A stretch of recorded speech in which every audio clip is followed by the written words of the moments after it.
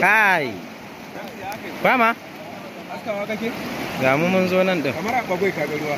Ruwan nan yan kai. Inna lillahi wa inna ilaihi raji'un. Abun ne ya gama lalacewa kuma. Wai kwalta ce nan ko?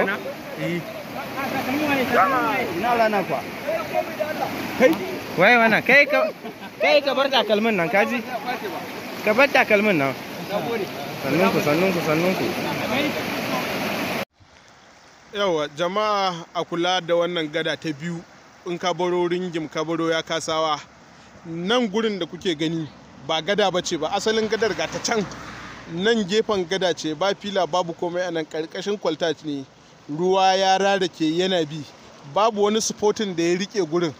Idan mota mai nauyi ta hau anytime from now, dare muke jin tsoro zai iya karyewa kuma a samu matsala sosai. Ya kamata a kula da gurin.